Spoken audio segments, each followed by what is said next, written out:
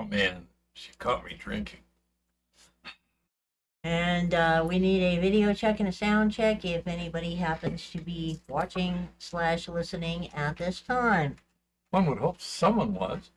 I don't know. The thing isn't going to give me any meaningful Doesn't information give you at the anything at moment. all? There's Not at zeros? the moment. Just Huh. 1-0. Wow. It's I on feel some so sort of. It's on some sort of a underappreciated. delay thing, dude. There's nothing I can do about it. It's YouTube things. I don't understand it either. Scum. Oh, it just says something. You're sort of here. Okay. As long as we got audio and video, that's fine, great, and wonderful. Oh. Well, let's see the usual basics. What's going on right now? Wow. Mandatory evacuation orders for Tampa moments ago. As of 4 hours ago. Anyhow. Yeah, I know. There's nothing I can do about the lag, Chris. I don't know exactly why it's happening. So, anyhow, first of all, the optometrist says he can correct my vision to 20/25, and glasses are on order, so in about a week or so, theoretically, I may be able to see reasonably again, which is a good thing. Hi, Forrest. Forrest Anderson? Yeah. Hey, Forrest, how's it going? No, I just call everybody Forrest, dude. Well, there could be more than one. Just keep Forrest. yapping, and I'll worry Could've about been what's on the Gump. screen. Anyhow, so that's good. The shingles is pretty much gone. A little bit of muscle aches, nothing much, no big deal. So physiologically, I seem to be under control. Next week, my youngest daughter will be here visiting, and we are going to be going fishing. So, not sure how much mining stuff we're going to get done next week. This week, we are going to dump the tank tomorrow and load a new tank as much as possible. But we are going to try a slightly different methodology. The impact mill blows the ground ore uphill, where it goes through a dust collector and then drops down into solution and is fed over the sluice. Now, the amount of dust that exits the dust collector can vary substantially, primarily due to the moisture content. The problem is, if you add enough water to completely suppress the dust, you also start agglomerating the dust inside the hose, the dust collector, everything else, and it tends to plug up. So it's a very tricky balance to make. And the first question is, how much are we losing in the dust? One could make an argument that at least on the relatively coarser sizes of gold that have been thoroughly liberated, there should be hardly any of them going out of the dust collector, because specifically the centrifugal force will be collecting them. So what I'm planning on doing, let's see, where is it at? Hang on. Is, okay. Here's the dust collector. Here's a bucket. Here's the outlet. Here's the sluice. Okay. Now the dust is coming out here. So what I'm going to do is take a little mini vacuum cleaner that we have and run a hose right up to here into that dust stream and suck a sample out. So that when we run a bunch, we can actually get a sample for assay to give us some kind of idea just how much gold we are losing. If we're losing pulverized clay and stuff, but hardly any gold, that's fine with us. The fewer slimes in the leach process, the better everything is. If we're losing gold, on the other hand, then we have to, first of all, try and make an estimate of how much dust there is. It's obviously not the majority of the ore. I would think it's somewhere around 5%. I could be radically off. So then we'll probably need to start getting a more thorough dust collection mechanism to capture all that. And we can also inject a small amount of water, not sufficient to cause issues, but sufficient to substantially reduce the dust. Just by eye, I bet you I can get 50 to 90% reduction of the dust by water injection without too much trouble and too much hassles in terms of plugging the system up. But I do not know. Again, we'll be experimenting. We have precious little time to do so before winter shows up enthusiastically. So we don't want to do that. So we'll be running, we got plenty of ore from Montana B and from Top of the Hill to play with. So we'll do a big sample of both, like 500 pounds of each with the dust collector sucking, and see where we wind up. The other thing that's happening is the laboratory assays just really are looking kind of wonky, and we don't know why. We don't know if it's a problem with the way they're analyzing our solution. It's not effective, whether there's not gold in our solution, and if there's not gold in our solution, is that because we've recovered essentially all the gold in the gravity separation and there's very little going past it? I find that to be unlikely, but you have to keep your mind open. It could be that we're running into something called preg robbing. We did a test where we took a sample of solution that was, can you hand me my magnifying glass a little? That was a standard that we've had sitting around a while. We tested it initially, and then about a year later we tested it again to make sure it was still doing about the same thing. And both times it was about 30 parts per million. This time it assayed at 21.6 parts per million. So it lost about 1/3.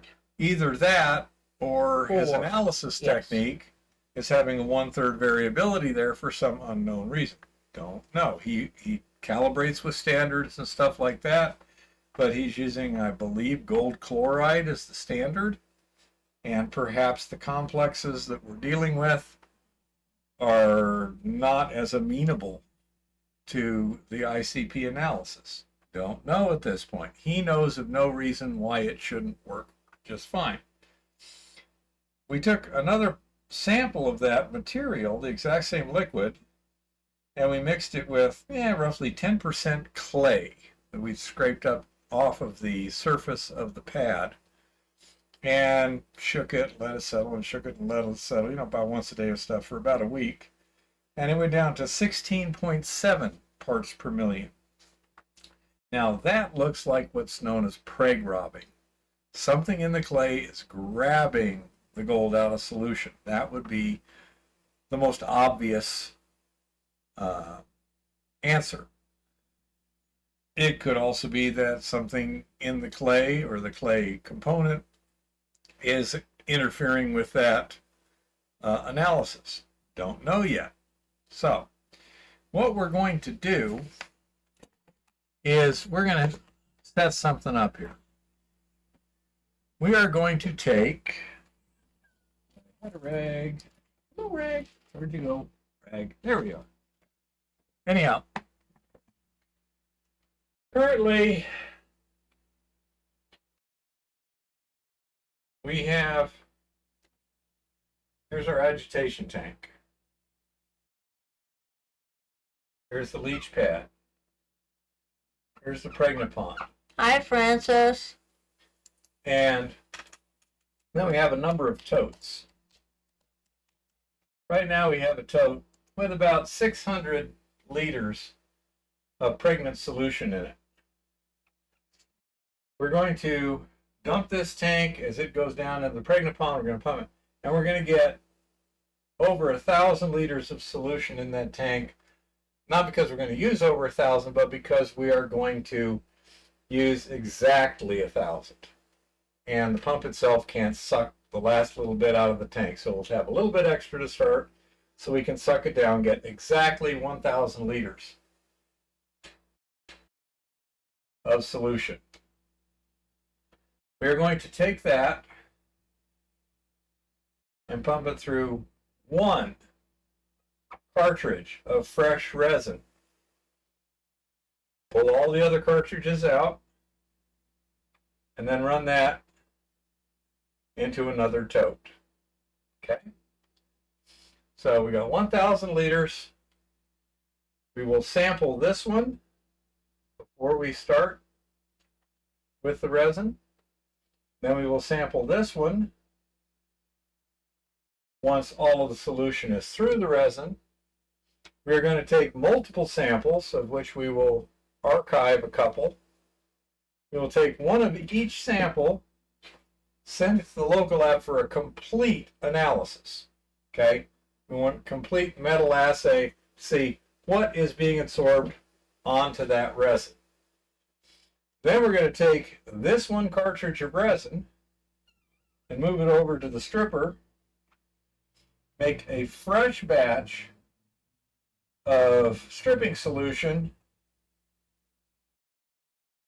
thoroughly strip it, and measure the gold and silver. And that way we will have a quantitative analysis of just what the hell is going on right now. Things are looking a little wonky. By the way, you may notice I'm wearing something. Can you see that little one? You need to squat. Squat. There we go. Okay. Now straighten your back a little more. Let's do it this way. Yeah. Okay. He's going to show you something so cool. We got these today, and they are so cool. Dave Vanderwall. Let me get it on regular YouTube now. Okay. He came by and gave us some swag that he's, gosh, it's hard to say. It's the Dave's Mining and Metals. The Dora Do Mine. And the Dora Do Mine. These are the Hi, Jean-Francois. These are the hoodies, and we're wearing the shirts. And he also brought Eva a case of Cupels. And hey, there he is right there. Hey, Dave. And Hi, Dave. he gave her Cupels, and he bought an RC46 crusher not too long ago. But he bought one of the new ones that has the two roller modules on it. He found out, A, he didn't need the roller modules considering he was feeding it into an impact mill, and B, by the time you have a jaw crusher, a roller module, and a roller module, it gets pretty tall. So, Dang, I just remembered we forgot to find out what was inside the centrifuge so we could fix it. oh, yeah. Damn it. And, Well, seeing Jean-Francois here reminded me. oh, yeah. Let's get that in just a second here. So, he also, since he was no longer using his roller modules, he generously gave me an RC46 complete roller module. Now, it will not fit my RC46 in its current configuration, but the rollers and the bearings on it look to be identical to the ones I have, and I suspect they are identical because you don't usually reinvent the wheel more than you have to. So, anyhow, I want to thank you very much, Dave.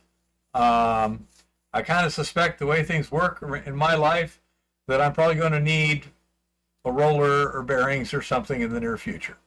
these things tend to show up when they're needed. But thank you very much indeed, and thank you for lunch. We appreciate it. You really gotta. It was absolutely delicious.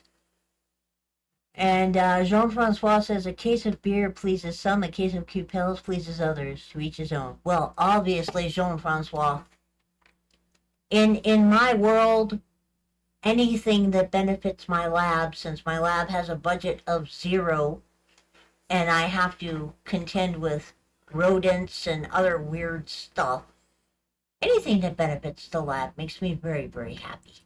Okay. So now we get to a question.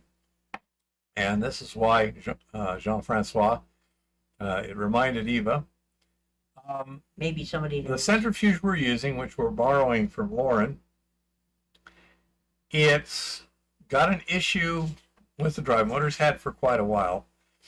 It didn't want to start when you turn the switch on. You pretty much turn it on and started spinning it, and it would come up to speed. It hums, but it wouldn't go. Now it's gotten even worse. Now I got to get it up to speed with a drill. So I'm thinking maybe a start capacitor or something. Anyhow, what's the opinion of all you guys out there that know a lot more about electrons than I do? What do you think is the problem?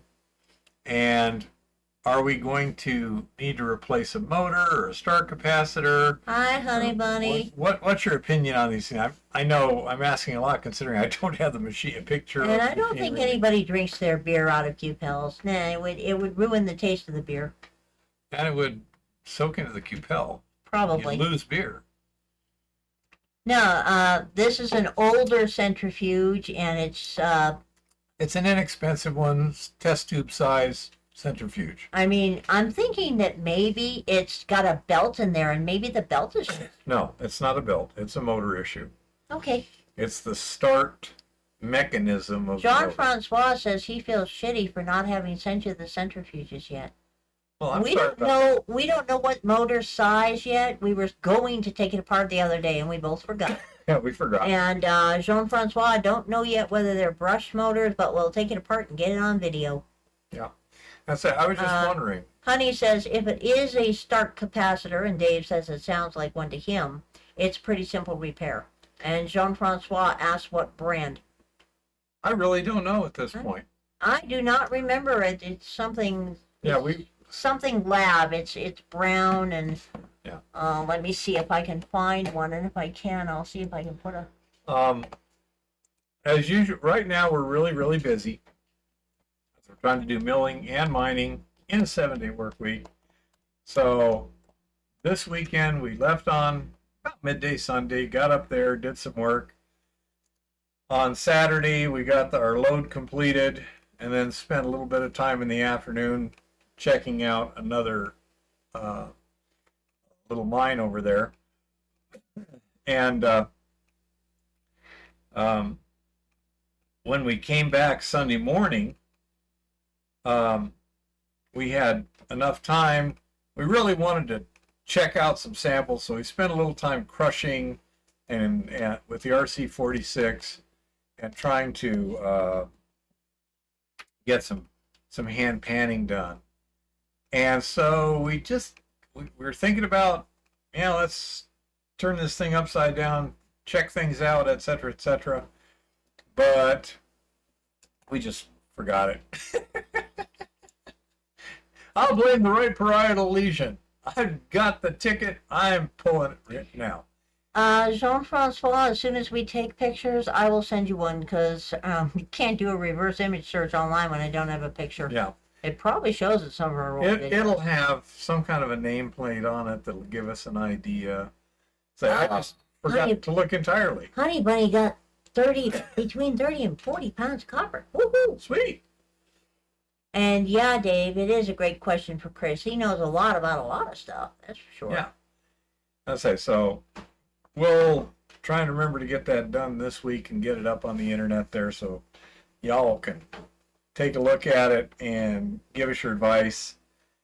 It's either going to be replace the motor or replace the start capacitor. Jean-Francois says, do you know how to see if it's a brushed motor? If there are brushes housings, like on power tools, on each side of the motor. We will know tomorrow, Jean-Francois, because as soon as I run my test tomorrow, when I'm done, I'll have him take it apart. Yeah. Or I'll open it up so we can get pictures. For all I know, the bottom of it's already open, basically. You just gotta look at Honey it. I says have she's no. been cleaning the shop and baling hay, and today she got a motor back, and they let her have her old wire back too, and Good. some welding. So, anyhow, we shall see about that. And I say, my daughter's coming. She'll be here Tuesday of next week through about Saturday. Kind of unlikely to get up to the top of the hill next week. This coming weekend, we'll probably get back up in the field.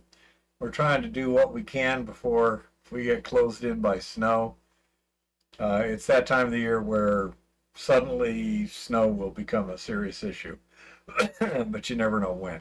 The roads are flooding, and the hurricane hasn't even started yet. Yeah. Viva. So, anyhow, we are going to be kind of busy the next couple of weeks. Now, real soon, things are going to slow down.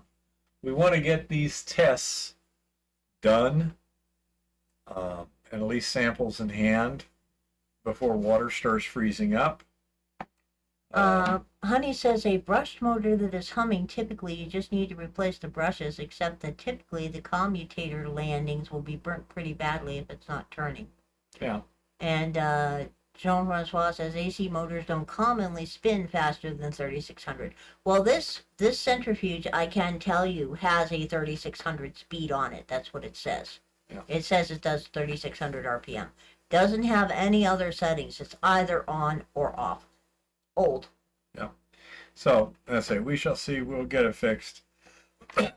But, well, we'll see. I don't even have any idea how it's hooked up, whether it's got a belt drive or a direct drive or what the dealio is. Once we get things, cover plates off or whatever, then we'll have a better idea. But I say, it's humming and not running, so that's definitely in the motor start system. Kodak says when you replace capacitors, you go up some on voltage, but not on capacitance. Capacitors can be more than most DE wires can do. Okay, so basically what you're saying is look at the ratings, and if it says rated to 600 volts but 10 microfarads, and the one I've got is rated to 300 volts, 10 microfarads, that would be fine. But what we would not want to do is 300 volts, 20 microfarads. Correct? Can I have my water, please? Thank you.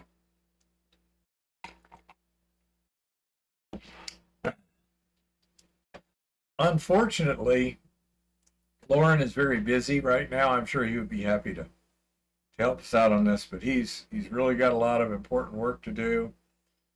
He's working for Honey says correct.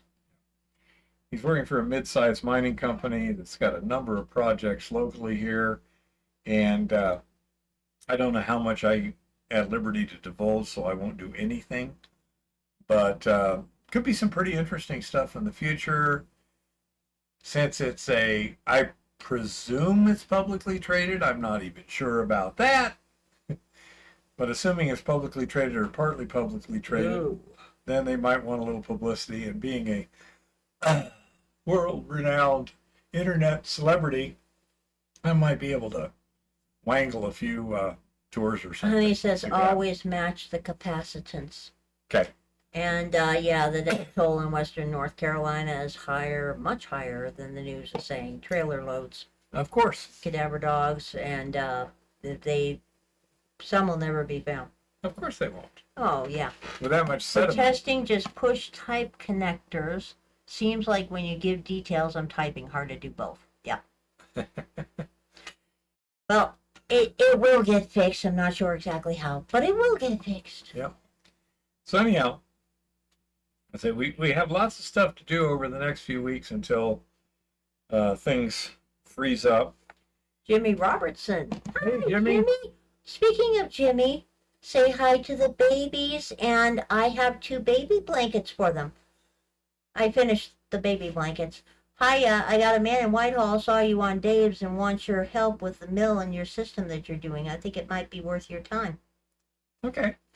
That certainly would be very useful, Jimmy. Do you want me to call him or anything, or what's the dealio? We need to come down to your place to drop off those baby blankets too. And when hunting season starts, if y'all want to go hunting, I'd like some meat. Yeah, I've got my general license now, so I'm legal for what is it? One general deer, one general elk. I believe so. You're legal for everything. He got the sportsman's package. Hey Jimmy, while you're here, assuming it's on the ground, is it legal to take a grouse with a pistol? Since I'm often in the field with a pistol, certainly wouldn't shoot one up in the air, or even if it's on a high branch, but it was down low where you got a good backstab. Is there any regulation that requires you to use a shotgun or anything like that? I know a 10 millimeter is kind of excessive for a grouse, but with any luck, I'll hit it someplace where it wouldn't spoil too much meat. Never had a grouse yet. Oh, John had a fall this past Sunday. Somebody dear. dropped by some painkillers that he needed for a fall on Saturday. Well, that's I okay. hope you're feeling better. Is it something that'll heal up okay? And Honey Bunny says her new big buck spent 45 minutes trying to beat up her incumbent lead buck, and she's not sure who won the battle. Ooh. So you Yeah. get to watch a couple of horny males fighting each other. Yeah. Sounds like a typical day. So, anyhow, I was just kind of curious about that, Jimmy. And yeah, we could maybe go hunting too sometime here in the not too distant future. Somebody says, hi from Thailand. How are you, bro? I'm doing And fine. Thank you. Jimmy says he's going hunting on the 24th and no on the pistols. Okay. I was curious about that. And 24th, huh? Might be able to make that. We'll see how things work out. What day of the week is that, little one? Let me see. We will find out. Oh, Honey says, yeah, huge horns. They're really horny. Okay. The 24th is a Thursday. Thursday. Don't see any reason why not. John says, that's the question. 3 injuries to the back. This one injured one of the old ones. Uh-oh. Dang, ouch. That's not bad. good. Sometimes that makes it hard to heal. Ooh, ouch. Sorry to hear that, John. Yeah, I hope you heal up well. I had some banged shins. A good sized rock came out of the face and wound up against my Honey shins. It says she wasn't bad. hasn't measured the horns on the new guy, but she's guessing a 24-inch rack. The big man has 32-inch. Wow. Those are some big horns. For a goat, yeah. Dang good. Eva, on the other hand, froze her butt off. Literally. She, Tricky Dicky's here. Say hi to the babies, Tricky. hi, Tricky. Yeah, it was kind of cold Saturday morning. She was sitting on the ground sorting rocks and forgot to ask me to go get her an extra coat to sit on. So, yeah, her butt took a couple hours to warm up in the evening there. Actually, it took over 4 hours to get the fat, the gluteal fat, up to a normal temperature again. John says spinal transplants the cure. I Tricky don't says think they got hello, that. HB, Honey Bunny. And I don't Honey think Bunny they got says that yet. Ticos are known to have some pretty hefty headbangers. Yep. So, Yeah, yeah. it was pretty much frostbutt, honey. I mean, Ooh, I the like that. bat made absolutely great insulation. I did not feel uncomfortable at all. I didn't even notice when my butt got numb. But then when we got home and I got undressed, I had laid all the covers out so that with the heat on all day, everything would be nice and warm. And I got in and my frozen butt sucked all the heat out of the bed, and I'm sitting in a cold spot, and I'm like, wait a minute, why is the bed cold? And then I felt my butt, and I'm like, huh, I'm literally corpsicle. cold. It was ridiculous. Jimmy says hunting opens the 26th. Ooh, Okay. cool. Say, we shall see what we shall see. I can bring my own gun this time, Jimmy. I got my AR-10 sighted Well, in. one of y'all guys can call each other at some point this Yeah. week so we can all catch up on the news. Because I believe Jimmy was going down to Arizona for a while to do some gold prospecting. I think that's going to be during the winter. Yeah. Yeah. And you need to get those blankets to the kids. That doesn't have much vascularization in it, so there was that. I mean, You don't have any of the blankets here to show, do you? I have them. Of course I do. Okay. No, they're not up here. That's right. I was they're down in the wondering. truck. I got to check this out here. Let's see. Okay. Yep. Yeah, just send me an email with the details on this gentleman that's interested, and I'll be happy to talk to him over the phone and maybe, meet with him when we come and drop off the blankies or something. So, I'd say we shall see what we shall see. How's everyone doing over there? Is the still buried under work, I presume? And the poor long-suffering wife is probably tired as usual. Everything going okay?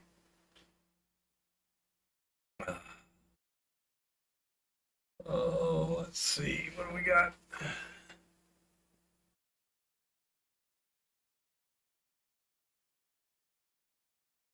Yeah, that's a lot of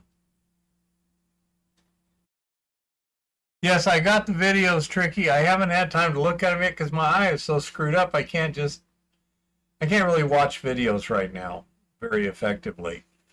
So yes, we did get them. There was about 4, something like that. They seem to come through just fine. But right now, life is annoying. I'm glad that it's correctable, or life would be really annoying. But the optometrist says that I should be okay. Not going to be great, but a lot better than what I am right now. Like I said, the one thing I'm worried about is every time they fit you with glasses, your vision is so erratic that you can't even use them half the time. Yeah, So there is that. the last pair of glasses I got whenever I'm in the car, John says he them on a watched check. Jason do a lot of blasting. Looks like a couple 100 bags of ore to haul out. yeah.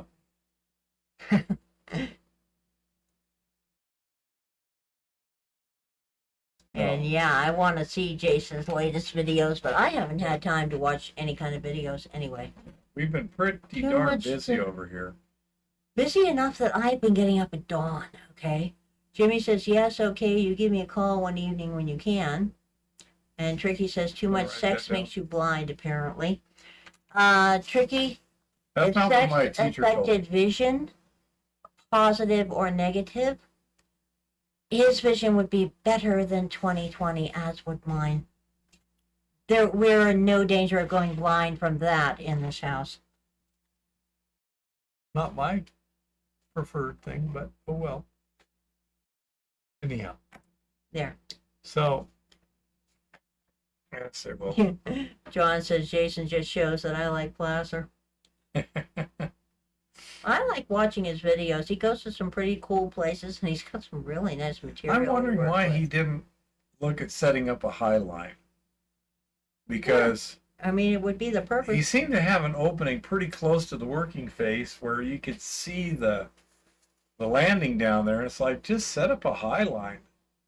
That's a real simple way to get it from up here to down there, if it, can be set up, that sort of thing. And No. The WEF wants a ban on homegrown food to stop global warming. Hi, 406. Hey, 406. Well, let me put it this way, 406. As far as I'm concerned, nothing civilized happens before 10 a.m. I understand that there are people like you who are up at 4:30 every day. Dude here is one of them. As far as I'm concerned, if it don't happen, if It needs to happen between 10 a.m. and 5 p.m. in terms of business, or it's not civilized. The rest of the time is mine. Oh, did you want to show them some crystal clusters? Well, yeah, I can go get some. Yeah. I can't show them the newest ones because they're still in the bath. And I'm also going to do a little presentation on the nugget effect. A gentleman named Jay had some samples from mine over in California. And his situation is that 5 of the samples ran 1 or 2 hundredths of an ounce per ton, and then one of them went 1 ounce per ton. And that little guy is a toothy dude that has a double terminated, double pointed crystal between his teeth, which is funny as all get out. here, you show it. I can't see that. See how he's got that little crystal between his teeth? Right there. And here's the other side of his teeth. Right there. Funny as heck. And so I'll be doing a little bit of an explanation on nugget effect in a bit. This guy, I don't know if you can see very well in the camera, but there's a couple of round spots there where you have what you could call almost like little craters that are surrounded by small crystals. It's just really cool. Right there. Okay. Right there at the top. See this? No, can't see this. Right there at the top, you can see a couple of circles of little baby crystals. And this dude he's got, I hate trying to find Oh yeah, it's my fun direction. because it's reversed. Yeah. Yeah. Up at the top left there, you can see he's got a cluster of crystals growing. Then he's got some tall ones. Then he's got a whole bunch of little smaller ones in various degrees of clarity. They are some beautiful. Oh yeah, honey. And look at the back of this guy too.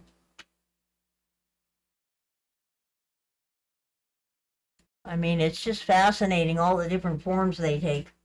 I have some beauties that are being cleaned right now. Only gold or maybe silver, yeah. Yeah, they are nice jawbone teeth, 406. I have some beautiful examples like that are being cleaned right now. Well, That guy is just funny because I don't often get them that are double toothed. There's a very big toothy one outside that's not clean yet. they are actually an indicator of the gold. In this particular area, the crystalline gold like that, crystalline quartz, does have gold in it. Not necessarily high grade. And the few geology reports that we have found indicate that the ore in that area is brecciated quartz that has crystal cluster voids in it. The voids have crystal teeth. So Yeah. these are some pretty epic crystals all the way around. I am very happy with them. Yep. So let me get the thing here.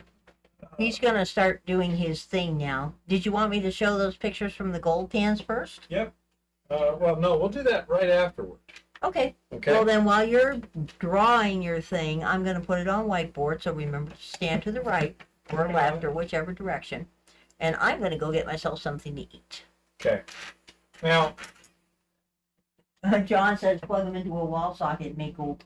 one of the problems with gold analysis or analysis mineral samples for gold is something called the nugget effect.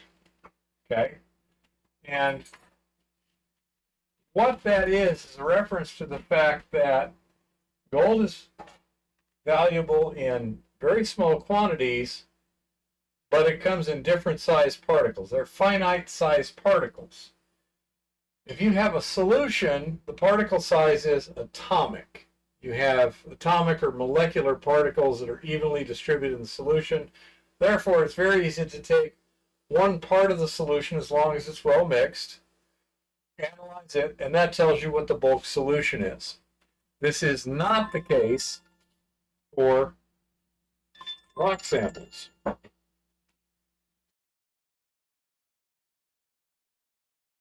Hello? Probably a fundraising thing. It's that season. Said scam likely. But anyhow, so let's suppose you have a chunk of gold. I'm going to make it a cubic chunk because that illustrates things a little bit. And if this was 2 microns, and 2 microns like that, you'd have 8 1 micron cubes. If you break that up into 8 cubes, you now have 8 particles that, if distributed in a sample, you could take a salt subsample and you're likely to get a particle.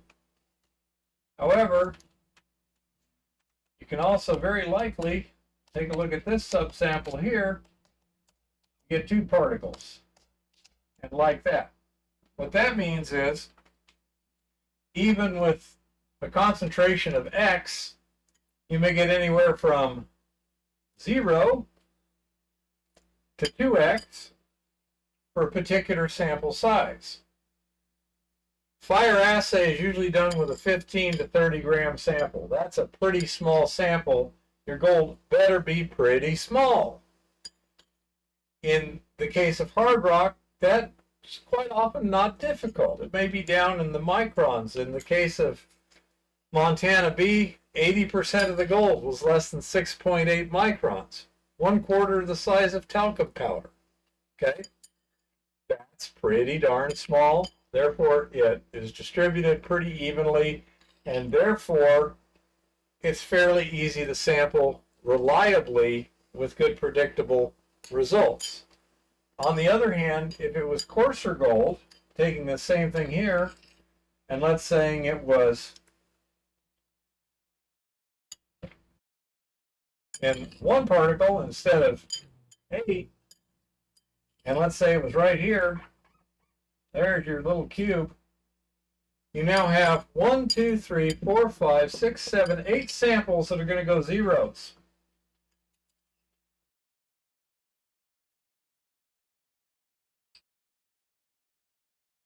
And this is going to go 8x. Okay. The bigger the particle size, the worse this gets. This is why people do not assay placer gold. Placer gold is too big to assay. They will generally do like 1 cubic yard samples. The smallest they'll do is a pan, which is, if you use an ordinary pan, about a 4-pound sample, 4 or 5 pounds, okay, instead of 30 grams. What is that? 20, 30 times that? You're keeping track of everything, right, little one? Yeah. So this is the problem with assay. Now, this gentleman said that basically every pan they tested the soils with showed a couple pieces of gold, from 1 to 3 pieces of gold. They tended to be smaller than a grain of salt, which, okay, that's kind of small for placer, not at all small for hard rock. He came up with results like, and this is in ppm. One was, let's say, 0.8 something, 2 was 1.2, 3 was 0.7 something, 4 was 35 parts per million, 5 was 1.2 again, and 6 was, let's call it 0.6, okay? Notice what we're getting. These are pretty small, that one's huge. Look what we got here. Bunch of almost nothings, or nothings, and 1 big one. That's a similar pattern. So, yes, what can I do? Well, the solution to the problem is larger sample size. The problem with the larger sample size when you're fire assaying is you can only get so big a sample. I think about 2 assay tons is about the biggest I've heard of fire assaying. What's an assay ton? 28 point something grams? 29.6, I believe. 29.6. Oh, Call wow. it 30 grams. So the biggest sample you're going to get on a fire assay is like 60 grams max. My book does talk about doing 10 assay ton samples, but it's usually done in the mine setting only and on things for things like copper and lead for Okay. base metals. So that's not going to help him out too much. On the other hand, you could do a digestion of a much larger quantity. They do this routinely to test other parameters like how fast to leach solutions work and what size to grind it and this and that and the other. If you had a bottle roll, or you got a bottle on a roller, a solution in it, and a sample in it, you can easily do a kilogram at a time, depending upon variable things. You could, cyanide is a common thing to bottle roll. You could, I suppose, do aqua regia. The problem I can think of is so reactive, you need to let the reaction die down first. With that, you'd probably be better off with like a beaker on a stirring plate, okay? Because then it can vent safely and everything. But by doing something like this, you can get a much larger sample. And that'll give you much better results. He's going to call ALS, which is the lab he had do that, and ask them what methods they have routinely for coarse hard rock gold to allow them to get a reasonable number for the coarse gold. And say, I would think it's probably going to be a large aqua regia digestion, something in the neighborhood of half a kilogram or kilogram of rock, finely pulverized and digested in aqua regia. That's my guess, but I don't know. We shall see what we shall see. But that's what the nugget effect is. That is how you combat it. Larger samples. Placer, you don't even bother assaying. It can be worse than useless because it'll give you false results. You'll see a few really high numbers and you'll think, wow, this is some great stuff. And it's not necessarily that great stuff. Big samples combats the nugget effect. And he did a multi-element analysis too. Little one, can you go to my email Yes, I can. and look at the one from... Yeah. From there. No, that's not him. Oh. Let me tell you. This. Oh, okay. It's got 2 things and the second one. Okay. Open in Excel, huh? Oh, Let's didn't see. usually. There we go. Okay. Start reading me some of those. Do you know those elemental symbols? Some of them, yes. Okay, you can just tell me the symbol if you don't know it. Okay, silver. Silver, 1.19 part per million. 1.19 part per million. J, not squat. Aluminum, 8.51. Aluminum doesn't matter. It's too small anyhow. Arsenic, 61.9. Arsenic. Now, arsenic is a toxic material that can be important for your health. It can be important for regulatory compliance and environmental compliance and stuff. Go ahead and check those comments there, little one. Yeah, if you I need to. am. So it's what, 61 parts per million, you said? Yeah, 61.9. That's pretty low. Not a problem. Barium, Ba, is 560. Barium's 560. Hi, Mr. Virtue. I wouldn't think that would be terribly exciting for any reason. That could be from barite. Beryllium, Uh-huh. is 1.18. Yeah. Bismuth is 0.27. Insignificant. These are in parts per million. Ca is cadmium, and no. Calcium. Calcium, and it's 2.2. Parts per million? Wow, that's pretty low. Yeah. Cd, that would be Cadmium. cadmium, That's 1.1. Yeah. Ce is cesium, 26.3. Yeah, not an issue. Co, Cobalt. cobalt, 20.9. Yeah, nothing important. Cr, chromium, 122. 122, anomalously high, but nothing of interest. Cs, Cesium? I Oh, don't well. know. well, Cs is 0.9. Copper is 66.8 parts per million. 66.8 ppm copper.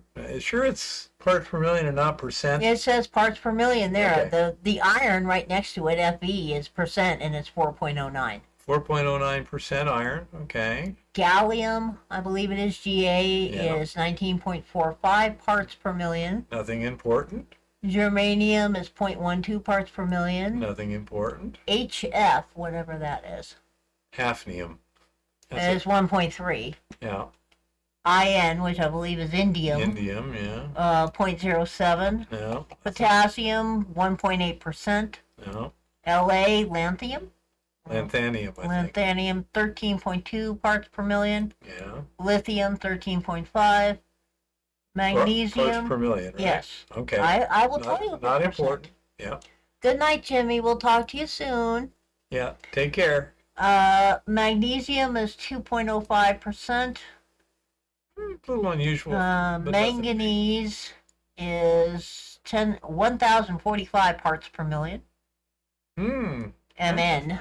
That's interesting. Not economically important, but interesting. Mo, molybdenum, I believe, is 0.29 parts per million. Sodium is 2.25%. Yeah. Salt. Yeah, I know. Nb Niobium. is 5.8 parts per million. Nickel, 59.7. Uh-huh. P, Phosphorus. phosphorus is 410 parts per million. Yeah. Lead is 55.1. Okay, now lead would be an interesting element if it was in higher concentrations. You're going to have to get into fractions of a percent or higher Isn't that tricky? for economic value, but I think around 500 parts per million it becomes of a regulatory interest, so to speak. Rb, Rubidium, rubidium, 29.3. Re, rhenium. 0.002 less Yeah. than. Yeah. S is sulfur. Now that's an interesting thing. It said less than 0.002. Yeah. What that means out there is that the detection limit is 0.002, so that it was below their reliable detection limit. It could be 0, but that's what that means. S is 0.17%. Sulfur, okay, yeah, Sb, antimony, is 1.44. yeah. Sc, scandium, I think it's scandium, yeah. 19.6. Nothing. Se, Selenium, selenium, is 1 part per million. yeah. Sn, which is tin, is 0.6. Yeah. Sr is Strontium, I believe. 336. And almostly high, but not economically. Well, they may be high money for the rubidium and rhenium, honey bunny, but there ain't enough of it here. Yeah. You know, just saying. Ta, Tantalum, I believe. 0.42 Te, which should be tellurium. Yeah. 0.17 Th. Thallium. Thallium is 3.04. Okay, now thallium Is dangerous. is highly toxic. I would look that up and see what the concentration of concern is. I think that's well below the concentration of concern, but I mean it's quite toxic. Ti is a percentage Titanium. titanium, and it's 0.311. Okay. Then we got Tl, which is 0.24. U, uranium, is Yeah. 1 part per million. V, vanadium. You may be right, but 146. W, that's tungsten. yeah, 4.3. Y, which is yttrium, I believe, Yeah. 10.8 parts per million, zinc 164 parts per million, and Zr 41.9 parts per million. Zirconium, I believe. Yeah. So basically, you got a whole bunch of things that are very, very low in concentration. What the hell? Wow, something weird's going on outside. Yeah. I love, by the way, I love collecting old electronic stuff and scrapping it. And yeah, beryllium will flat out kill you. Lots of things on this list are not very good things. I'm watching the thing out back here. Is it anything important? Yeah. Oh, apparently the aluminum is a percentage, by the way, at 8.51. Yeah. Okay. So, Jay, don't see anything of real interest there. Okay, either danger. I'd check on the what was that? Thallium. Yeah. Okay, but that's all I could. The only thing that really, and I think you're fine there, but I would check on that. So that's basically the situation. Hope everyone else found that interesting, at least a little bit. Yeah, those are the kind of things you get on a multi-element analysis. Now, what was ALS Global charging the last time we got one of those? I think it was about $40. Something like that. Not very Yeah, much. that mineral assay, Honey Bunny, was a multi-element analysis on a set of bucket samples. Yeah. I say So these are actual samples from an actual thing where the guy was actually interested in what the hell was going on. Okay. So I thought that would be kind of interesting. And by doing this on video, I can give him a lot of information while everyone else can see what's going on too. Well, yeah, the separation efforts might be ridiculous. Beyond tough, they might just be ridiculous. Well, the thing And is, a lot of the values are so low that even with the items themselves being very valuable, you'd need a huge mountain full of the stuff. We have basically the same problem at, top of the hill. Top of the hill, if the entire mountain ran like my loaming samples did at 1/10 of an ounce to the, ton, oh, then, that'd be really, really oh, good yay, for yippee. large tonnage Yeah, and no yippee-ki-yay. waste. Yeah. That's another thing that you have to take into account. You have to take into what's known as the diluted grade. In other words, it doesn't matter if I got 1 ounce to the ton. If it's this thick, in order to mine it, I got to mine a lot of waste. By the time you figure out your mining cost on all that in terms of your diluted tonnage, diluted grade, it may be less than 1/100th of an ounce per ton. And the mill feed, unless you can easily segregate that little bit, is going to be much lower grade than the thing. That's why a common mistake people make is they'll see a vein, this wide, and they'll go, ooh, and they'll take a sample of this 2-inch wide vein, and it comes back 1/2 ounce to the ton, and they think, woohoo! That's great. Yeah, it's a nice number. But can you work in a crack 2 inches wide? No. So you're going to have it like 3 to 4 Francis feet. says, right now I have known economic sources of lead, tungsten, and marginal sources of copper and gold. Cool. Yeah. Yeah. And so it's concentration, it's volume, how much of the good stuff do you have, how much waste do you have to move to get to that good stuff, what is the cost of processing the good stuff, and how does that all shake out? And I mean, like here we are right now, working with my dozer push dump at top of the hill. It's a nice dump pile. And when we run out of material in it, we're screwed because we haven't found an ore body yet. Yeah, we haven't found out where the quartz came from. Now, another thing for anybody new or whatever, I, years ago, came up with basically a spreadsheet. Tricky says, Keith and Eva, did you try any gold purification using electrolysis in AR, dirty gold anode, pure gold cathode? Not yet, at this 'cause point. we don't have enough pure gold laying around. or impure gold at this point either.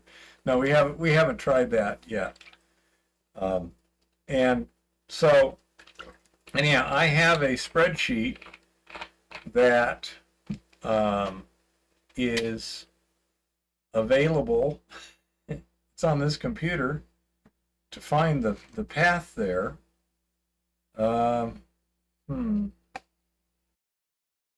Gosh. I should probably do a video on that. Hooks the link to it. Yeah, I don't think it's there. Is that Wix site? Yeah. Right down on the list. Quick video on the Wix site. Yeah. What The heck is that? I don't know. It's a couple of kids were getting out of a pickup. I suspect it's a couple that are having a little custody thing, where somebody's dropping someone off or whatever. I don't know. It's just someone's really rude. Don't know. You don't need to be spinning your tires in the alley like that. But I'll try and get a little video up that shows that. I also want to get that on this computer as a saved thing, so it's real easy to call it up and post the link on a chat like this.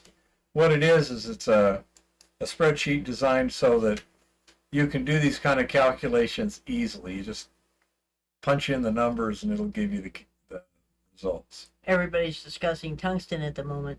Because as Honey Bunny says, she's a direct source refiner manufacturer. She knows every outlet for buying and selling things.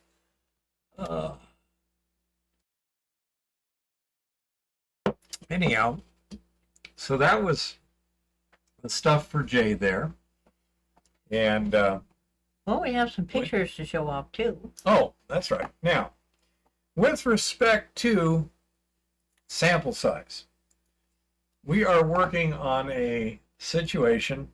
We have a mill that has a gravity separation system, sluice, that's easy to pull the mats out, clean them out, and then pan it down.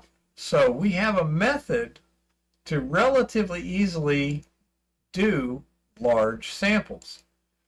Anywhere from about 50 pounds to 250 pounds is technically quite simple for us. Okay? Now, Eva is right now looking up some photographs of our pan results. And she's going to show you one right now. I'm going to try. Will you leave me alone for a minute while I do it? Okay. She's going to... Okay, that should work. It should work. Yeah, I know it should work. I like that. Yeah, it should work. For whatever reason, it's not. That's why I'm You upset. can drag it over? That's what I'm working on, dude. Doesn't seem to be. There we go. All right, so what we have here is 60 pounds of material that we ran over the sluice that came from the top third of that dump. Now, for perspective, this area of gold at the top of the pan here is a little over an inch from there to there.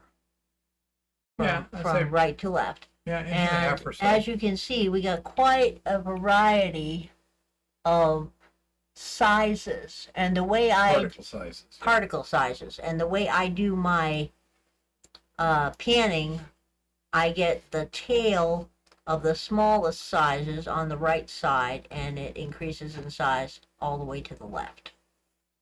And that is a 10.5-inch gold pan. Some of the stuff may have something for scale. But anyhow, so that was, remember a couple weeks ago we were taking that dump down in slices. Well, that was the material, 60 pounds of quartz, because that's all the quartz we had from the top third. And crushed it down, ran it through the mill, pulled the sluice mats, panned it down, and that's a result. Now, get us something else, little one. Are those the rocks you were rolling down the hill to Keith? Hi, Jeff. Jeff Kablock's here. Hey, Jeff, how's it going? if you're still in Florida, please let us know that you're in a safe part of Florida.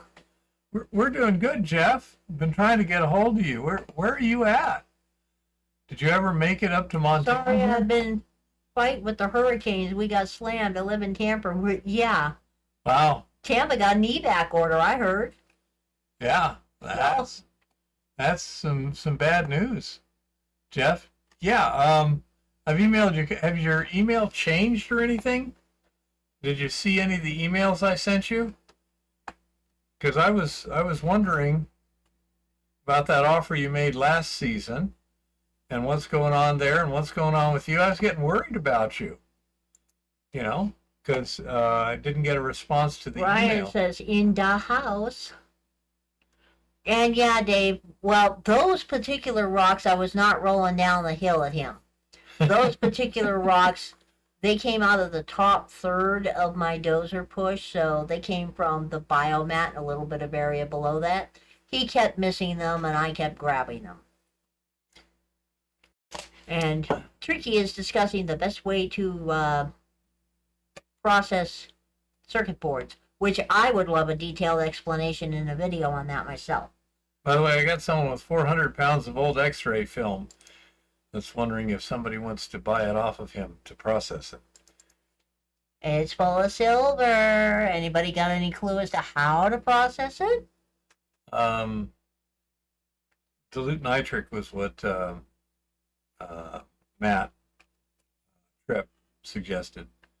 Okay, so let's see if we can get the middle third now.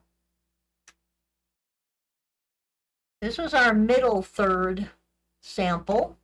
Okay. Now, as you can clearly see, there is more gold there. That's what you call a result.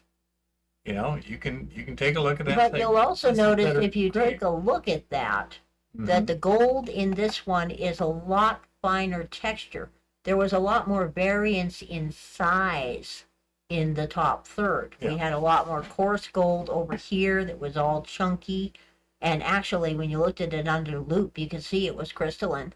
And we had a lot more fine gold collected over here and coming down in there. This gold is a lot more what I'd call homogeneous in size. Yeah. And it was 80 pounds from the middle third.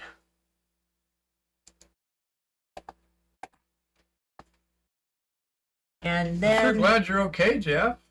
yeah, we want to hear what's going on. Yeah, we were getting concerned because you hadn't answered any emails, so not sure what was up. Yeah, I hope you're going to be safe over there in Tampa. And this is the bottom third of that dump. This is a 90-pound sample on the bottom third. And as you can see, again, there is not much at all in the way of coarse gold in this. There is also not much in the way of fine gold in this. It's almost all in the intermediate range. And as you can see, that is, considering that's 90 pounds, that's probably the worst of the three samples. Yep. And then we also have the samples from the trench area, so to speak. This one is 160 pounds from the near side of the trench, as he calls it. Yeah. And you'll notice again, in this one, we do not have much in the way of coarse gold. The coarse gold comprises less than 10%. And then we have a moderate amount of fine gold and even some fine flour gold. But the majority of it's in that intermediate range. And when you look at it under the loop, it's all little balls. Yeah, from the impact mill. Yeah. So. Oh, I'm hoping to get that much. John, I'm really looking forward to the time this winter, hopefully, when I can do some electronics myself. I would love to do some electronics. So, as you can see, while we are processing the rock and running it through the mill, we're also testing it for concentration. We have Hi, Lincoln. variability that we're trying to ascertain. Can we figure out? Now, this was the final sample. This was 80 pounds from the upper trench. And this one had almost no fine gold. It had very, very little fine gold. Almost all the gold was intermediate, and we had a couple of really chunky pieces that landed over here on the side, and a couple of chunky pieces right in there. I'd also like to make a comment. Isn't Eva doing a great job of cleaning that up? Oh yeah. You know? So, I'd say that's what we're doing. It takes a little bit more time because we have to, pull the sluice mats and put them back in. But I can pull the sluice mats, wash them off, put them back in, be up and running in less than 5 minutes. I had actually thought about ashing the boards, and it does make an incredible stink even where we are. So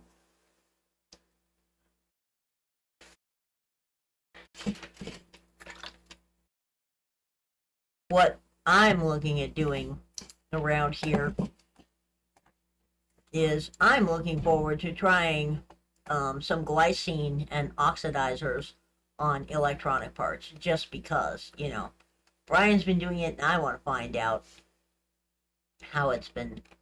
I want to find out how it works myself. And thank you, Mr. Virtue. I've been trying. I pan very, very differently than he does when I clean up. So, Yeah, she takes a lot of time getting it very clean. Then she'll suck that up with the vacuum.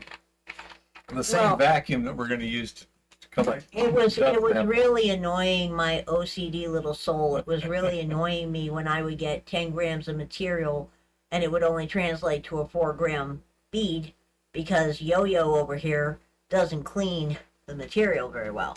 So I got sick of the material not being clean, so I decided I better learn to pan things. Well, my job is to move material, and as such, spending a lot of time getting it real clean is counterproductive. I need to run more ore. And so she's doing a great job of what she's doing. And she's also quite consistently running the impact mill and such, while I'm over there running the RC46, crushing material to feed it. The RC46 can crush stuff a lot faster, and the calcite material, that stuff just crushes great. It really does. But I say she's a tremendous help, and she's getting pretty darn good at getting that stuff clean. It does take a little bit of time, but again, it's not important because I got the mill back up and running, and I'm feeding it at 150, 200 pounds an hour while she's doing it, so not a problem.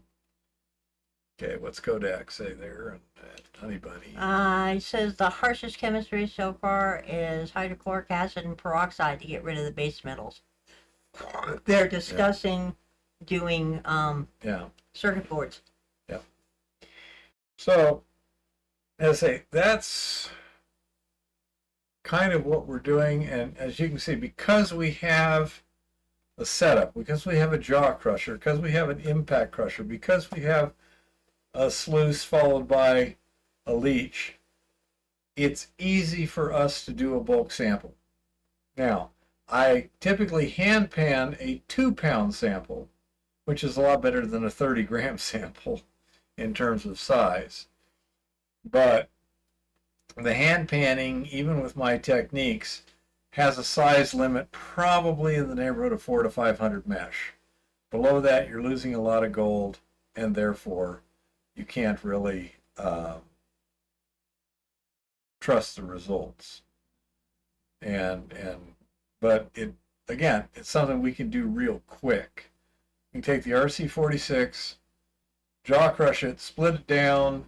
In the case of if you saw my last video, you saw those 2 rocks of calcite, quartz, and wall rock.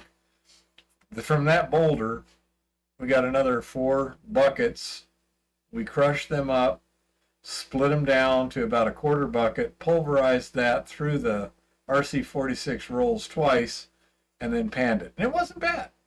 It wasn't great, but it was decent. It was as good as any of those samples you just saw. So Yeah, that is the one plus to having a system like ours set up, a sluice and a leach system, is don't worry about that right now. Well, I'm trying to look. It's all about the boards and about Honey's brokering. Okay. Hey, Brian. Yeah, it might be a good time to go look for exposed treasure wrecks in Florida next week. Well, I'll tell you, it's morbid, macabre, and absolutely disgusting. But metal detectors have a huge windfall following things like hurricanes where there's a storm surge or flooding. Because when people's houses get washed away, a lot of gold and silver and gold jewelry and things like that get buried in mud. Whenever we had but a the trash hurricane, problem. Oh, yeah, whenever man. we had anything like a hurricane happen in New England, my father was out the next weekend with the metal detector because all kinds of things show up in the water. Whenever there's flooding anywhere, there's going to be stuff that shows up, you know. And I'm still waiting to see Jeff pop up again. No, what's going on there is Honey Bunny and Francis are having a discussion because Honey Bunny buys, sells, and brokers metals, and Francis has metals that she, scheelite, etc., that she wants to move. So they're discussing the particulars, and John is discussing with other people how to deal with his circuit boards. Tricky's giving some great tips on circuit boards. Lincoln, how leach material. Well, we use a non-toxic leach solution called Eco Goldex, and we use a tank leach, so it's completely self-contained. Our sluice runs down into the tank, so we can look at the amount of free mill gold we get in a very large sample, and if there's any gold left in the rock, it's going to get leached in the tank. Or if there's anything so fine that we don't recover Or there's it in anything the sluice. so fine that the sluice doesn't recover it, it gets leached in the tank. And Brian here is working on using glycine with various oxidizers as a leach.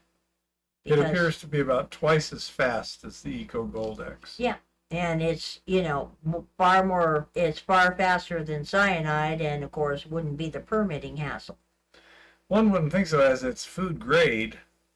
The Eco Goldex, permitting wise, in Montana, the Department of Environmental Quality in Montana has ascertained that because the Eco Goldex has the ferrocyanide complex, not the cyanide, CN, but the ferrocyanide complex, that's close enough to cyanide legally. You might want to put me back on. That regulatory wise, it is considered a cyanide. Now, a few years ago, the legislature basically banned cyanide processing for any new open pit operation. What? Chad says, hi Keith and Eva, have you heard Hallmark refiners out of Mount Vernon, Washington? No, I have not, Chad. No, I have not. I can do some quick searching to see if anything comes up. Francis, Honey Bunny says to Francis, have Keith send you my email. It has the same name on it as my profile. To my former record label.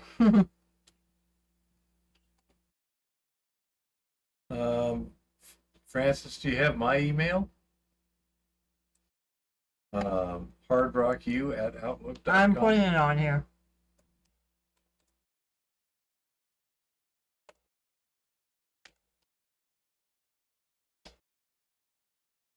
How many people do we officially have on at one time right now? 14 right now. 14? Not normal. Got a few newies, though, it looks like. Yeah, well, I'm trying to look things up. Will you please? No, I'm not going to please. I'm running a show here. You know? Yeah. Tricky says you can also use PMAR, PMAR, on the boards. I would like to know what that is, too. Hydrochloric and hydrogen peroxide in an air bubbler. Okay. Oh, Mr. Virtue, what can you tell us about that particular, the place in Mount Vernon, Washington? Is it a good one? Scammers? What do we know about this? Hallmark refiners.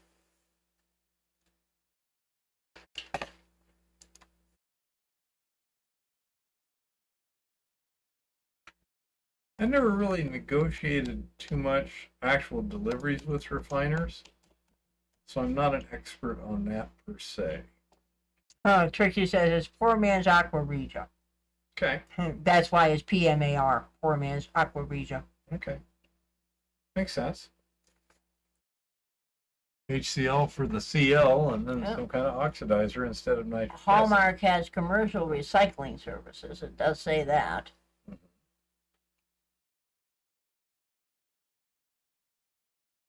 Excuse me. It doesn't say much about them.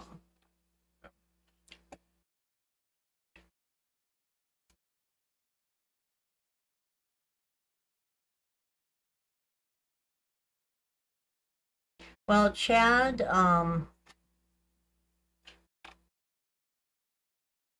Mr. Virtue has family up in the Mount Vernon, Washington area, and he has heard about them. All I see online from a quick search is they are an industrial recycler, refiner, for things like that. Some of them will pay surprisingly good prices for what they buy, others do not. I mean, like we have a place in town here in Montana, down in Arizona, because it's right next to California, you get big money for aluminum cans. You can get like $1 a pound if you didn't crush them, because they drive them right over the California border and sell them for a profit. Okay? Up here in Montana, whether you crush them or not, you get what? About 25 cents a pound these days? 23 cents a pound? I don't know. Like 4 or 5 trash bags runs about $10. Yeah.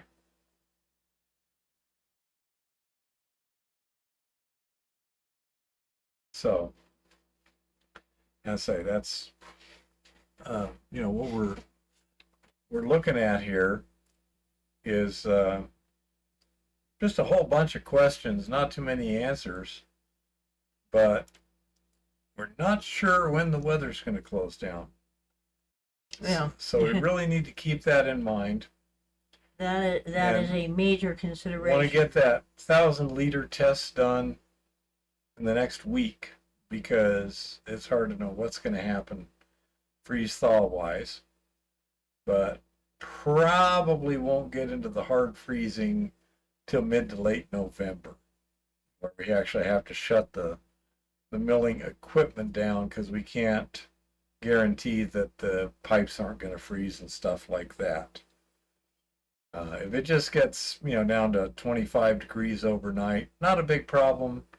First of all, there's dissolved chemicals which reduce your freezing point, but also you got big volumes right next to pipes. The agitation tank, I'll take and wrap a tarp around the bottom, and just the massive material in there. Yeah, you don't cool that down very fast. Yeah. John says no winter, global warming, no more winters. Oh, wow, they forgot to tell me.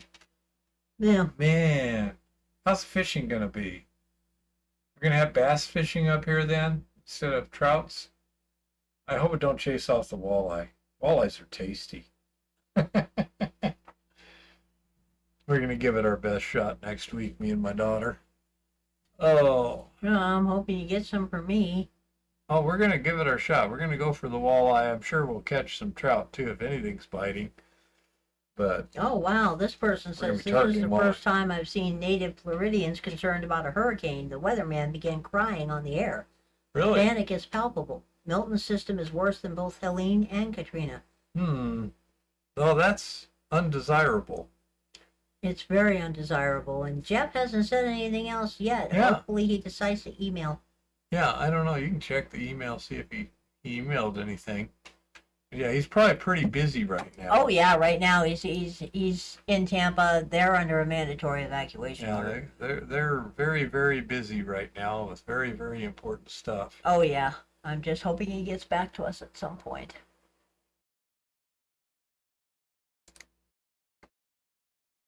No, nothing yet. Nothing showed up? Okay. Advanced spinal fitness. 11:15 is your appointment tomorrow, so you better get me up at 9 or earlier. Remember, I got to go to the post office box, and we got to go to Costco. Yep. Since you didn't get everything. I'm sorry. Okay, I'm gonna go back to the other screen. But anyhow, so that's the situation. Any questions or situations or anything you wish to address at this point? Yeah, come on, folks, give us some mining questions. Just saying. Wow, there was a physical altercation between Jill and Kamala staffers in the White House. Yeah, apparently so. Wow, Oh. this could get fun. We could sell tickets. Well, not us. And again, Fulton County and Wayne County are refusing to hire Republican. I obey the law. We are going to be poll watching, and we are also going to be observing the tabulation of the mail-in vote. At least we're going to volunteer therefore. So we shall see what we shall see. Oh no, we've already been accepted. We're scheduled. Oh. And if they decide Excusez-moi. we're scheduled, and if they decide not to let us do it, then we're going to be calling the hotline number. Oh, we get to call the hotline. Ooh, I like hotlines. Oh, heaven help the leptis that gets in my way. that would not end well at all. I can pretty much guarantee that. But anyhow, so that's what's happening right here, right now. What we've been doing. Yeah, people are making peace with God. That's scary. It was interesting to see trees had come down on a night where we could actually know when they fell. That's something I'm not used to. Although when we were in Washington, we had a really windy day up there, going up to Mount Baker, where, yeah, there's about 5 times there were, trees across the road. However, apparently, chainsaws are plentiful in Washington State, and except for the one 4-foot diameter tree that took a construction crew that serendipitously happened to be within a few blocks of the area in the middle of nowhere, everyone, you're driving along, it's like, there's a tree, chunk cut out of it, sitting in the middle of the road. Slow down, drive through, continue on. Good night, John. Later. Yep. Good night, John. Anyone got any more questions or anything? Mr. Richard says, congratulations for being poll workers. Oh, yeah. We volunteered at the first opportunity. Yeah, we want to. And I volunteered us for the tabulation as well. I want to see the whole damn process. And next year, I want to see if I can get us on the list to be judges. Ooh, judges. To be the actual official poll people.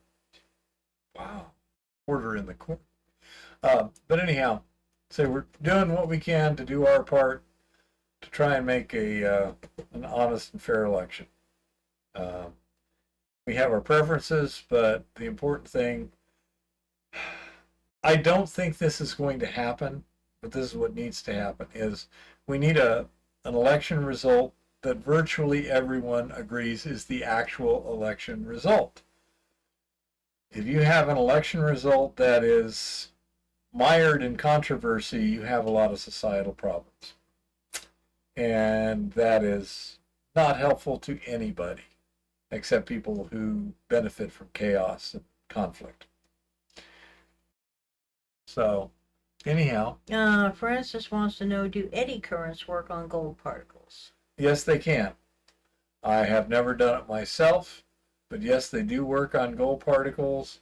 And in some cases, they could theoretically be used for separation. I know of no industrial scale application, but I do know that in laboratory scale applications, they can be used. They got that machine over at Montana Tech that puts out like 20,000 volts or something for those sort of things. There's a lot of different things that can be used, but are not economic to use on a larger scale, but they can be very handy on a laboratory scale to refine certain criterion, such as gold particle size, what's your liberation point, things like that. But yes, eddy currents do work on gold.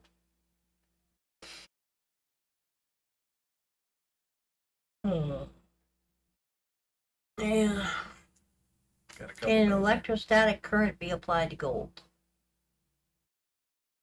Well, you can apply electrostatic charge to gold. I think that's what you're saying. And yes, it can be done. Again, with the exception of sometimes in dry washers where they're trying to get an electrostatic interaction, I'm unaware of anyone doing it on a production scale. Mr. Virtue says end mail-in and end mail-in voters. Absolutely, I agree with that. Francis says I have 250 N42 to N50 magnets. So I was wondering, yeah, as far as I'm concerned, you can never have enough magnets. I don't have enough magnets right now. Yeah. But I wish I had more magnets. if you want to test how gold would work, metallic lead would be close, but tungsten, I believe, is non-magnetic, but it is conductive and has the same density as gold. It's readily available. 500 mesh tungsten is readily available, and different mesh size of tungsten are available at relatively low cost. Like, I forgot what it was, $20 or something. I got like 2 or 4 ounces. Yeah. I forget what it was. It was a good sized container, like this big, for like $20. And that gives a very good analog of gold in terms of the density. It's almost exactly the same density as gold. And I don't believe, does anyone know if tungsten is in fact magnetic? I am unfamiliar, but if it's not, then that would be a very good analog. It would be conductive, non-magnetic, and very high density.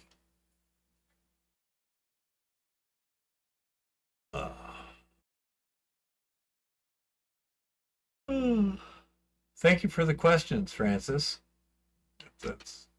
I tend to get to the point where I'm almost boring myself at times. Okay, what's the next one there? Good to know, thanks. And GeoBum says not. I'm assuming he means tungsten is not magnetic. Not magnetic. Hi, GeoBum. How's it going, Geo? Yeah, I'm still not corrected at this time, but the glasses are on the way. We'll see how well they work when they get here. Oh, we gotta show the dudes again. Okay, go ahead. Since we now have a geologist type person in the house, we have to show the dudes again.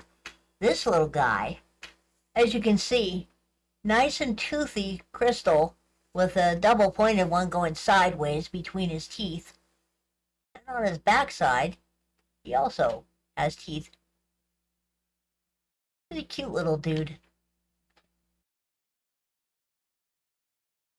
And no, tungsten is not magnetic, says Mr. Virtue. And then this guy is just a really pretty.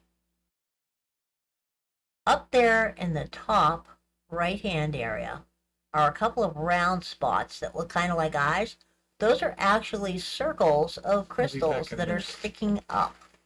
Just little crystal circles. And on his backside, you can get an idea of some of his structure. He's just a pretty little dude. This guy's got several different things going on. In the top left-hand corner, he's got a circle of crystals. Then he's got several large points sticking up. And all kinds of small starbursts and crystals of varying clarity all over him. And then on his backside, you see the structure that formed him, where he was growing on apparently some calcite stuff.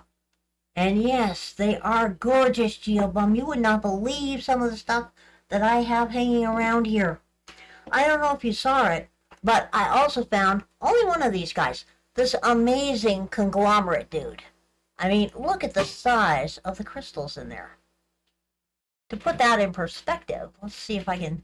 Do you have that one handy, that single crystal from the biomat? No, I don't have that one handy. But that is Pockets. just like a crazy conglomerate going on. We have no idea what's going on there, but it's loaded with crystals. Fascinating. I really like that dude. Very, very strange. Very beautiful. Yeah, tungsten's not magnetic, so scheelite would be out of the question, I suppose. But yeah, I've got some more specimens right now. They're in the process of being cleaned. So with any luck, I will have them next week. Because I am cleaning up some absolute beauties right now. Just stunning little dudes. She does enjoy finding crystal clusters. Oh, they're just so exuberant. They're sitting there being quietly exuberant and going, hey! It's like, ho! Yeah, you might want to go pick a couple off the table there if you can see some more that you'd like to show up. Tricky says he's back. How's things going with you, Tricky? He went and took a shower. That's where he was. Yeah, Mr. Virtue, I have got some real gorgeous ones over here. He's bringing some more over right now to show you.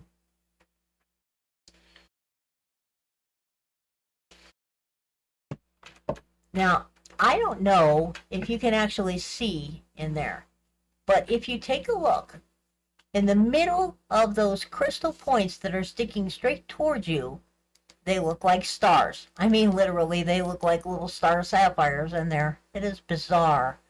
Don't do that. No, it hurts. It makes it totally impossible to see anything. Yeah, I don't know whether you can see it, but right in the middle of those clear crystals Impossible to see. sticking I don't know out, what you're talking about. Stop it. Because from the side, they're clear to milky, and when you turn it toward the camera, you can look down inside them and see those little stars. Very, very pretty dude right there. Don't know what exactly is up with him.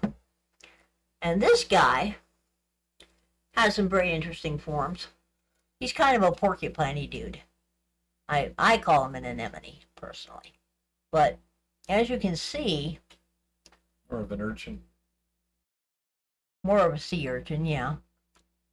As you can see from the shape of the crystals, the bases are significantly larger than the points themselves. I found 4 or 5 that are like that.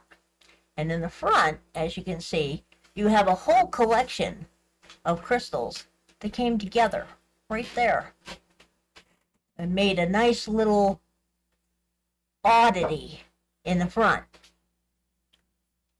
And this is what his back looks like. He was apparently perched on some calcite at one point. The calcite got ate away and left him behind. But what is interesting about this dude is those pointy areas where the crystals all come together into a little point. Have never seen that before. Have seen it several times up here. It is a very cool phenomenon. And I've got some really gorgeous ones right now in cleaning solution. He's going to be right back. Or he should be right back. Putting up dinner. When R-U-N-O-F-T. But anyway, yeah, I have been having such a good time finding my crystal clusters and getting them all cleaned up. I mean, that's just the way it is. And I'm hoping to get some more cleaned up this week. I have several in solution right now. My daughter likes crystals too. So when she comes by, she's going to select a few. Oh, yeah. We've been giving them away to everybody. Yeah, we enjoy that. Give them away to people like the chiropractor and the optometrist and stuff like that. That's kind of cool. Make people happy. Oh, As we should. let's see. See how you could not be happy getting one of these exuberant little dudes in your life. Yep. They're truly exuberant dudes. Anyhow, anything else? Anybody? Hmm. Where was it? I don't know. Not even sure what it was. Oh, I had another piece of rock around here that I wanted to show everybody. Now I can't remember where I put it. We have a lot of rocks around here. Been known to happen. Tons of rocks. But if anybody's got any questions, ask questions. Come on, guys. So, Francis says the eddy current project is partly started on top of a tilting rotary table. That sounds cool. yeah. Alrighty. Well, I don't think there's anything else. And we'll probably go up to the top of the hill again this weekend. And we'll be doing some testing. Yeah, Mr. Virtue, we got the matching. We got the matching sweaters from Dave Vanderwall. They're from his Dave's Mines and Metals. Current temperature here. Good I question. don't know. I can take a look real quick. We'll look out the door and find out what the current temp is. It got cold this past weekend. It was ridiculous. I mean, literally, I froze my butt. 60 degrees. It's currently 60, which means up there on top of the hill, it's probably 45. Yeah, I'd agree. Somewhere around there. I need to get a thermometer, one of those ones that's an inside-outside thermometer mounted on the minor bagos, so we'd have an idea. I mean, the only time I can be really sure what the temperature is when the frost is still frost. Oh, and apparently, Sassy says that I-4 and I-75 are backed up for miles, people trying to evacuate. They got a good idea where the eye is going to hit at this point? Yeah, right around Tampa somewhere. Right around Tampa, huh? Now, there's the highway backed up like 15, 20 miles or more. Oh, yeah. Yeah, that's where Jeff Kablock is. Yep. That's probably, he just probably jumped in and then had to bug out right away. He said he was in Tampa, right? Yeah, well, Yeah. according to the interwebs, Tampa's under a mandatory evacuation. Yeah. But Honey wants to know if you want her to post now. Well, I try to stay warm, Jail Bum. I wear multiple layers. And Hold I wear on, but good pretty clothes. close. I wear good clothes, I wear multiple layers, and I have multiple layers, but I like to sit on the ground while I'm working, and that makes life a little difficult. Yeah, she can freeze her butt off. Yeah, it literally took hours to warm up. So, anyhow, that's where we're at. And that's the plan. Hopefully I'll catch some good fish next week with Bonnie and have a good time. And we'll get some of these questions figured out and hopefully have some answers. Honey says she's lucky she already planned a different route to Myrtle Beach. Mr. Virtue says only speculation. Yeah. So, if no other questions or anything, I guess we'll probably call it a night. What does anybody say? Says she can't sit on the ground during working. It cuts off the blood flow. Jeff says he thinks winter will hold off for 2 more months. Jeff, I hope you're well prepared for this hurricane. It's going to be ridiculous. Your highways, according to the interwebs, are already like a nightmare getting out of Tampa. Tight lines. Yeah, some of the people here are living in Florida, so they're. When do they expect landfall? I do not know. I haven't seen a recent report. Anyone know when they're expecting landfall on I think this? it was midnight tomorrow or something, or midnight tonight. I no, it's got to be sometime It's tomorrow. like midnight or later. tomorrow or something, I believe. Because Sundance was saying that today was for preparation, tomorrow's decision time. And he had an interesting phrase. He said, shelter from wind, run from water. Well, what's interesting about it is this time a whole lot of people are not waiting for it to be official. to GTFO. The highway is an absolute mess right now, Yeah, that's the problem. which is a good thing. Better to not wait to GTFO. Ah, Jeff Bybee, other Jeff in Utah. Yeah, sorry, we had Jeff Kablock on earlier. That is down in Tampa. Yeah. So, anyhow. We all get to thank goodness we don't have hurricanes, but it's ridiculous. Yeah. We don't even get much in the way of blizzards here generally. Not here. I hear It gets cold. I hear they have the blizzard problem. Well, I know they have it in Wyoming, and I hear they have it in the eastern part of the state. Yeah. Yep. North Dakota. Yeah. Montana joke. Why is it always so windy in Montana? Because North Dakota sucks. But anyhow. Alrighty, honey bunny. I think we've given people enough time. So go ahead and post. And thanks y'all for showing up. Thanks for some good questions. Yeah. Thanks, Jay, for calling me up today and asking me for my analysis on that. And it's like, what is this? Yeah, never wait until disaster is stricken before making plans. Yeah. Well, those poor people in western North Carolina, they had plans that just didn't include biblical flooding. Here's somebody. Take care, Francis. Here's somebody who law enforcement arrested their guide. Liquor is for drinking, water is for fighting for. What does Tricky say? Tricky says, sorry, Keith, the network just went down. Now, okay, tungsten is partially paramagnetic as opposed to diamagnetic. Yeah. And Jeff says they'd sort of like some good rainstorms. We would have liked more rain this year. We had a dry year this year. It was a little bit ridiculous. Yeah. This guy says one of his people got arrested by law enforcement. A guide that was taking them to, they went back today with more supplies at the request of a fire chief where he was. Interesting. And he posted bail and he's out. Well, we don't get any flooding in our area generally, honey. So. Yeah.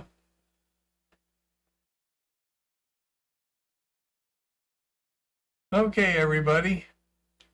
It'll be nice when I get some glasses where I won't have to get, like here, Cletus got blocked. Yep, I saw that. Hey, Lars.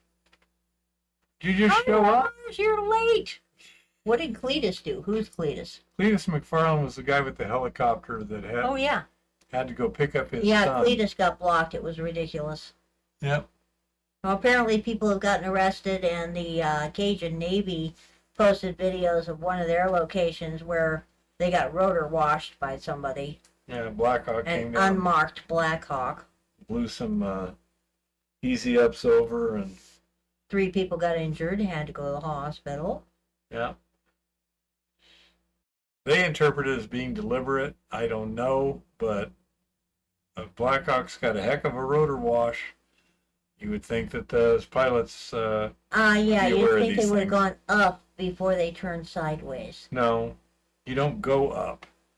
You tilt forward and go out. That's the easiest way to get away. If you go up, you got to increase your rotor wash to go up. Well, there's some fishy shit going on. Yeah, I don't know. That's some weird That's stuff all we going know. on. Yep. And now it looks like Florida is going to get really hard again. Yep. A lot of people are asking for prayers down there. If anybody's got any prayers and good thoughts spared aside. Yep. And Samaritan's Purse is the charitable organization you want to throw money at, or the Cajun Navy charitable organizations you want to throw money at. Not Not the Red Cross. And which not should be called the Red United Cross Way. Utah, but oh well. So, Yeah, they only blocked Patriots. yeah, use the ground effects. They were pretty high. They were not in ground effect. They were about 50 to 100 feet up. Well, the whole thing was pretty ridiculous, and Pretty hopefully bizarre. the person that did it gets in a whole lot of trouble. Yeah, that would be nice. I'm not holding my breath. Yeah. Ron DeSantis, as of 4 hours ago, As of this afternoon, Hurricane Milton has strengthened into a major Category 5. Evacuations are underway, and we have suspended tolls and opened roadway shoulders to make it easier for Floridians to get to safety. You do not need to travel hundreds of miles from home to evacuate safely. Every county has pet-friendly shelters, special needs shelters, and other options that are safe from storm surge. The state of Florida continues to fulfill requests from communities in the potential path of Milton as we prepare for landfall. Hundreds of first responders will be Take care, Tricky. in potential impact sites along Florida's west coast to begin search and rescue operations as soon as the storm passes. Power restoration I agree, resources are Lars. marshaled in advance, including 30,000 linemen coming to Florida from all over the country. Continue to heed warnings from your local emergency management officials. Visit floridadisaster.org updates for up-to-the-minute information. Yep. DeSantis has got this hurricane thing pretty well figured out. Oh, yeah. DeSantis kicks butt at hurricanes. I mean, really. It was funny. I saw him giving an interview the other day. Good night, Mr. Virtue. We don't rely on FEMA for anything except paying bills later. That's it. We take care of it ourselves. Yeah. Okay.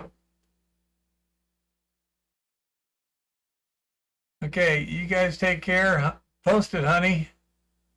Yeah, this person says she's already posted it twice. Oh, really? I Yep. did see it. Have you ever seen a hurricane develop in the Gulf and reach Category 5 in a matter of hours? No. Good question.